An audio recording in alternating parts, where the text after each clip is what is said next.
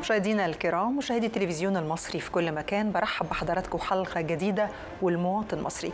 كل سنة وكل المصريين بألف خير. أول حلقة لينا معاكم مع بداية شهر رمضان المبارك، وأيضا مع بداية الصوم الكبير، صوم عيد القيامة المجيد. كل سنة وكل المصريين بألف خير.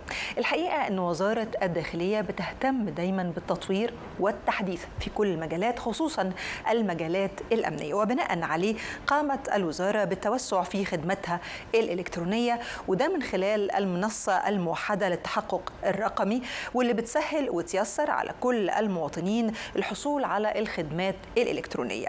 كمان قامت الوزارة بتطوير عدد من الخدمات اللي بيقدمها قطاع الأحوال المدنية، بالإضافة لتطوير عدد من خدمات الإدارة العامة للمرور، وده كله للتيسير والتسهيل على المواطنين وكل الخدمات المقدمة لهم.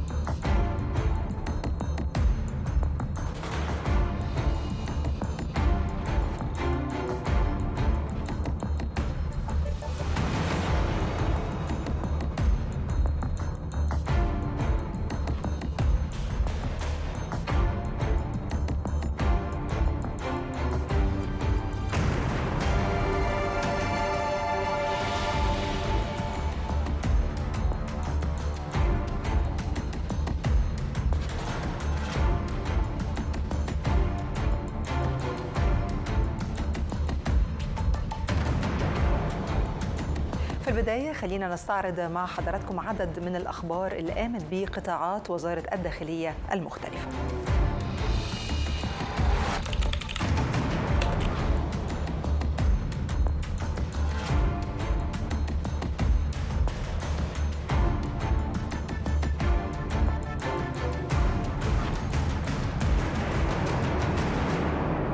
خبر معانا مشاهدينا في فقرة الأخبار، استمرارا للجهود التي تبذلها كافة الأجهزة والقطاعات بوزارة الداخلية لتخفيف الأعباء عن كاهل المواطنين، لا سيما تقديم أوجه الرعاية الإنسانية والاجتماعية للأسر بالمناطق الأولى بالرعاية. وفي إطار مبادرة كلنا واحد تحت رعاية السيد رئيس الجمهورية، وبمناسبة حلول شهر رمضان المبارك، قامت وزارة الداخلية بإعداد كميات من عبوات السلع الغذائية وتنظيم عدد من القوافل الإنسانية لتوزيعها على المواطنين قاطني المناطق الحضرية الجديدة زي الأسمرات وأهالينا ومعا وبشاير الخير بالمجان.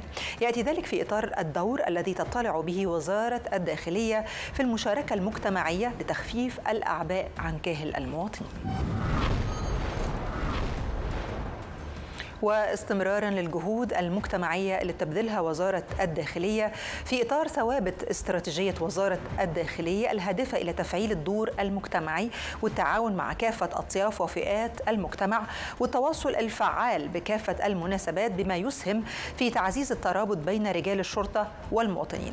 قامت وزارة الداخلية بإطلاق مبادرة كلنا واحد معاك في رمضان في إطار المبادرة الرئاسية حياة كريمة، وده لتجهيز عدد من وجبات الإفطار وتوزيعها على المواطنين الصائمين ممن تتطلب طبيعة عملهم التواجد خلال توقيت الإفطار، وكذا العمالة غير المنتظمة بعدد من المناطق بنطاق محافظتي القاهرة والجيزة، حيث تم إيفاد عدد من ضباط قطاع حقوق الإنسان بالوزارة بالاشتراك مع مديريتي أمن القاهرة والجيزة للمشاركة في الفعالية. وقد لاقت تلك المبادرة استحسان المواطنين لحرص وزارة الداخلية على مشاركتهم الاحتفال بشهر رمضان المبارك، ووجهوا الشكر لرجال الشرطة على جهودهم في تفعيل أطر التواصل مع كافة أطياف المجتمع. واصل قطاع الأحوال المدنية إيفاد قوافل مجهزة فنيا ولوجستيا لتقديم كافة الخدمات اللي بيقدمها القطاع للمواطنين من بطاقات الرقم القومي وأيضا المصدرات المميكنة بنطاق عدد من المحافظات، حيث أسفرت تلك القوافل عن استخراج 9238 بطاقة رقم قومي وعدد 27451 مصدرا مميكنا. وآخر خبر معنا مشاهدينا في فقرة الأخبار، وصلت الإدارة العامة للجوازات والهجرة والجنسية اتخاذ الإجراءات اللي من شأنها التسهيل والتيسير على المترددين والمواطنين الراغبين في الحصول على الخدمات والمستندات الشرطية بما يتماشى مع احترام حقوق الإنسان، وده من خلال رصد الحالات الإنسانية من المترددين على كافة الأقسام التابعة للإدارة بالمحافظات المختلفة لتقديم كافة التيسيرات لهم، حيث قامت أقسام الإدارة المختلفة على مستوى الجمهورية باستقبال عدد من الحالات المرضية والإنسانية وكبار السن بمقرات الأقسام، وتم إنهاء الإجراءات الخاصة بهم. وتؤكد وزارة الداخلية على مواصلة اتخاذ كافة الإجراءات اللي من شأنها التسهيل والتيسير على المواطنين والمترددين الراغبين في استخراج المستندات بكافة المواقع الشرطية كأحد الثوابت الجوهرية التي ترتكز عليها المنظومة الأمنية المعاصرة.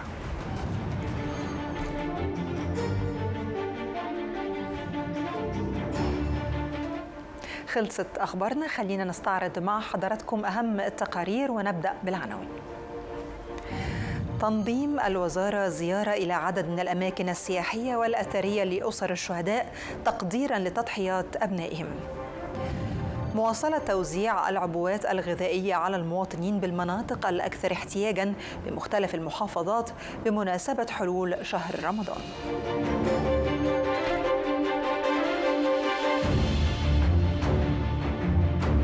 أهلا بحضراتكم. الحقيقة أنه في لفتة إنسانية جميلة جدا وفي إطار الرعاية اللي بتقدمها دايما وزارة الداخلية لأسر الشهداء لما قدموه من تضحيات، نظمت وزارة الداخلية زيارة ليهم لعدد من الأماكن السياحية والمناطق الأثرية تم خلالها توزيع بعض الهدايا العينية على الأطفال وكمان تقديم التهنئة لأسر الشهداء بتلك المناسبة الوطنية. بتؤكد دايما الشرطة المصرية أنها ما زالت بتقدم التضحيات للدفاع على أمن واستقرار الوطن والمواطنين. من جانبهم أعرب أسر الشهداء عن تقديرهم واعتزازهم الشديد بتلك الزيارات اللي بتؤكد حرص وزارة الداخلية على تكريم أبنائهم شهداء الوطن اللي قدموا أرواحهم لتحقيق الأمن والاستقرار ومشاركتهم كمان كافة الاحتفالات والمناسبات الدينية والوطنية أيضا. ولسه بحس بيك جنبي في كل مكان وصوتك في المكان بيرن. بفضل تضحيات الشهداء يعيش الوطن في أمن واستقرار منطلقا نحو البناء والتنمية. لذلك كان التقدير المتواصل من الدولة ووزارة الداخلية لهذه التضحيات والحرص من القيادة السياسية على تقديم الدعم والمساندة لأسر الشهداء الذين ضحوا بدمائهم من أجل الوطن.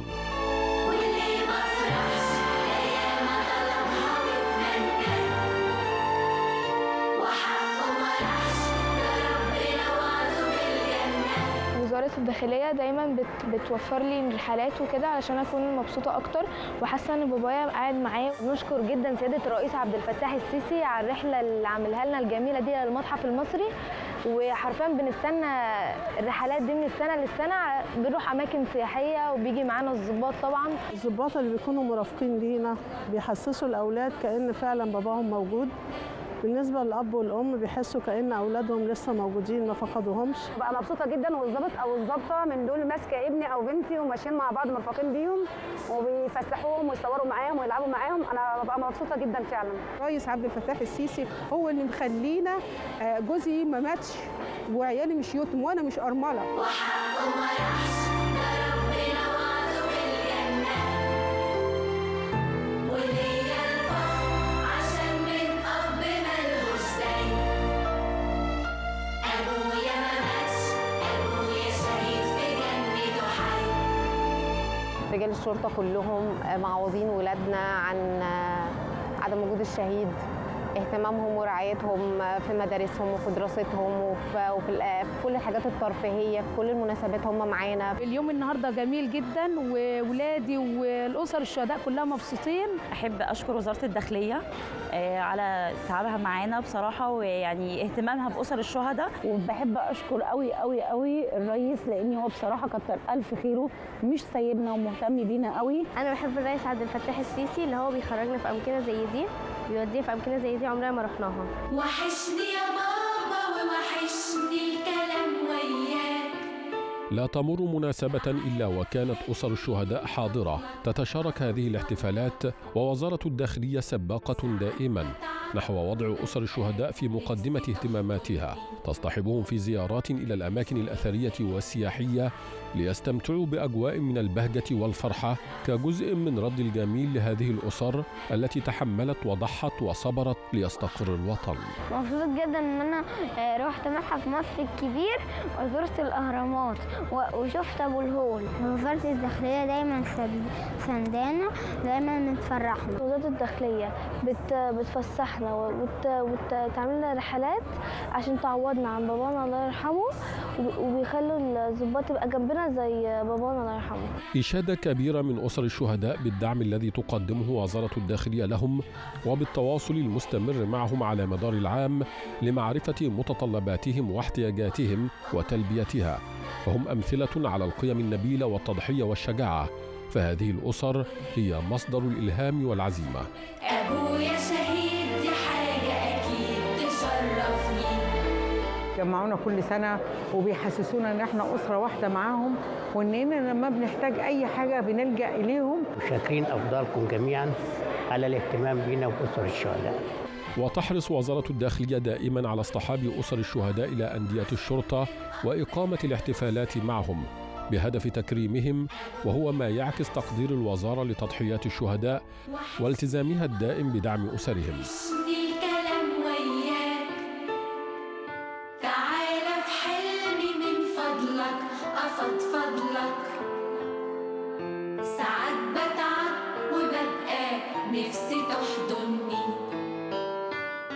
وشهدت هذه الاحتفالية حضورا لعدد من الشخصيات العامة التي حرصت على الحضور لتكريم أسر الشهداء. ولسه بحس بيك جنبي في كل مكان، وصوتك في المكان بيرن ولسه بحن. تهدف هذه الفعاليات إلى تخليد ذكرى الشهداء الذين سطروا بأرواحهم وتضحياتهم استقرار الوطن، وتكريم أسرهم لتعميق روح الولاء والانتماء الوطني، وترسيخا لقيم التضامن مع هذه الأسر. أبويا شهيد دي حاجة أكيد تشرفني.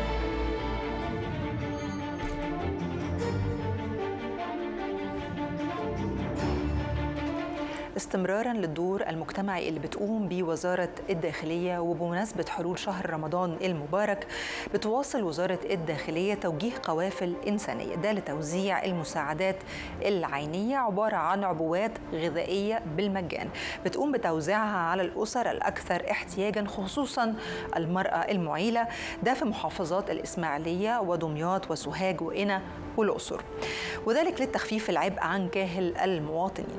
تأتي هذه المبادرة الإنسانية في مقدمة أولويات وزارة الداخلية للمساهمة في دعم ومساندة المواطنين وتوفير مظلة من الحماية الاجتماعية للأسر المصرية، خصوصا بالمناطق الأولى بالرعاية، وفي إطار مبادرة الرئيس حياة كريمة اللي بتهدف لتوفير حياة كريمة بشكل دائم للمواطنين. يأتي ده في إطار الدور اللي بتطلع به وزارة الداخلية في المشاركة المجتمعية لتخفيف العبء عن كاهل المواطنين.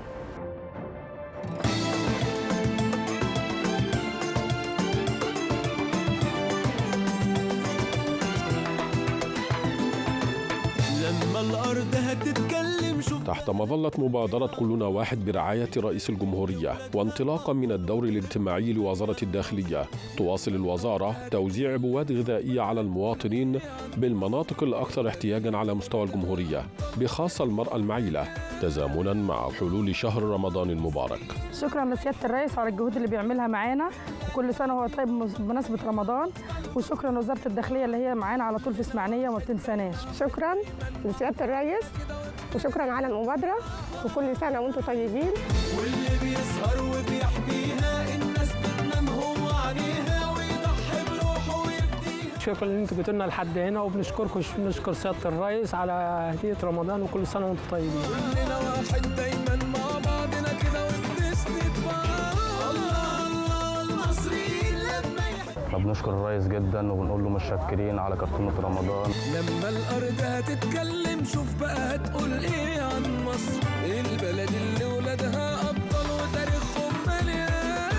الله الله المصر. كل سنة وانتم طيبين وما نتحرمش منكم، وربنا يخلي لنا مصر وظباط مصر والرئيس ربنا يخليه لنا يا رب ويبارك لنا فيه وما نتحرمش منه يا رب. واللي هيستهون بتاريخها فورا هيلاقي الرب. يا بلادي روحي فداليكي، أقدم حضارات كانت فيكي، أنبياء وعاشوا في أراضيكي، محروسة يا مصر ومحمية. دايما فاكرنا مش ناسينا، وتحيا مصر يا رئيسنا. ربنا يخلي لنا مبادرة كلنا واحد، ويحيى الرئيس. واللي بيسهر وبيحميها الناس بتنام هو عليها ويضحي بروحه ويفديها. سيادة الرئيس دايما فاكرنا في شهر رمضان وقبل رمضان، وربنا يخلي لنا سيادة الرئيس، وتحيا جمهورية مصر العربية. كلنا واحد دايما مع بعضنا كده وبنسند بعض. الله الله المصريين. الرئيس عبد الفتاح السيسي ربنا يطولنا في عمره ويخليه لنا، ويجعل مصر بلد الامن والامان إلى يوم الدين. تحرص الوزارة من خلال هذه المبادرة على الوصول إلى المواطنين المستحقين لهذه المساعدات بكافة المحافظات بهدف تخفيف الأعباء عنهم، وهو ما كان موضع إشادتهم. كل سنة وحضراتكم طيبين، وربنا يخلي لنا الرئيس اللي دايما فاكر لنا بالخير، وشرفتونا وشرفتوا مدينة سوهاج الجديدة. لما الأرض هتتكلم شوف بقى هتقول إيه عن مصر، البلد اللي ولادها أبطال وتاريخهم مليان. هذه المبادرة التي تأتي انطلاقتها مع حلول شهر رمضان المبارك إسهاما من وزارة الداخلية لرفع الأعباء عن كاهل الأسر المصرية عن طريق تلبية جزء من احتياجاتهم، وتماشيا مع المبادرة الرئاسية حياة كريمة. نشكر الرئيس عبد الفتاح السيسي إن دايما واقف جنبنا ومش ناسينا في أي حاجة، ونشكر وزارة الداخلية اللي دايما معانا في كل حاجة في كل مناسبة. مبسوطين بالهدية اللي سيادة الرئيس جابها لنا عشان رمضان، وكل سنة وانت طيب يا ريس، وربنا يخليك لنا يا رب وعينك يا رب. في ايدين تحمي وايدين تبني وايدين صنعت. انا فرحانه بهديه رمضان، وسياده الرئيس جايبها لنا لحدنا وجايب لنا الدنيا كلها عندنا، ربنا يخليه لنا يا رب. واللي بيسهر وبيحميها الناس بتنام هو عليها ويضحي بروحه ويفديها علشان بلده. دي بسيطه كمان سياده الرئيس. ربنا يخلي معاكم يا رب ويخلي سياده الرئيس، ربنا يخليكم ويبارك فيكم كل تمام. لما الارض هتتكلم شوف بقى هتقول ايه عن مصر، البلد اللي ولادها ابطال وتاريخهم مليان نصر. لما الارض هتتكلم شوف بقى هتقول ايه عن مصر، البلد اللي ولادها ابطال وتاريخهم مليان. الله الله. نشكر سياده الرئيس ووزاره الداخليه، وخاصة على جهودهم معانا وعلى مبادرة كلنا واحد الموجودة في جنة النهاردة إن شاء الله، والسادة الضباط اللي بيتفضلوا بتوزيع الحاجة على الناس. وبشكر الرئيس وأقول له كل سنة وأنت طيب، إن أنت افتكرتنا في شهر رمضان. محروسة يا مصر ومحمية، في إيدين تحمي وإيدين تبني وإيدين صنعت وإيدين زرعت.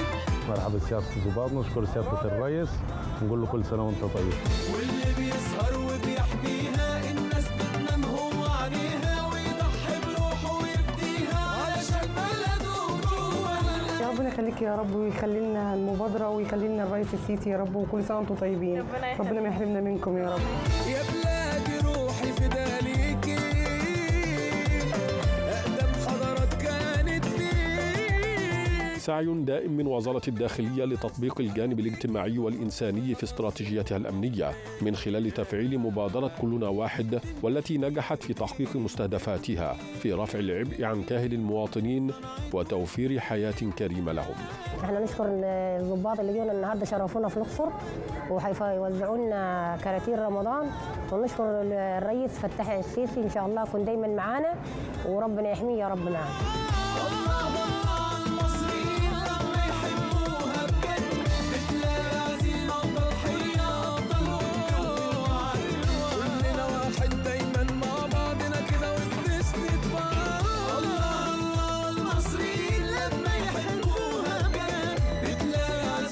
نورتونا في الأقصر والله، وعيش الرئيس. يا بلادي روحي فداليكي،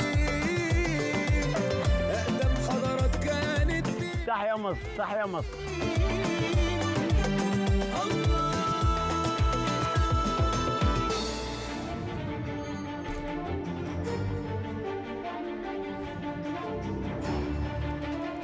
خلصت حلقتنا النهارده مشاهدينا، اتمنى تكونوا استمتعتم بكل ما قدمناه، على وعد باللقاء الاسبوع القادم باذن الله وحلقه جديده والمواطن المصري.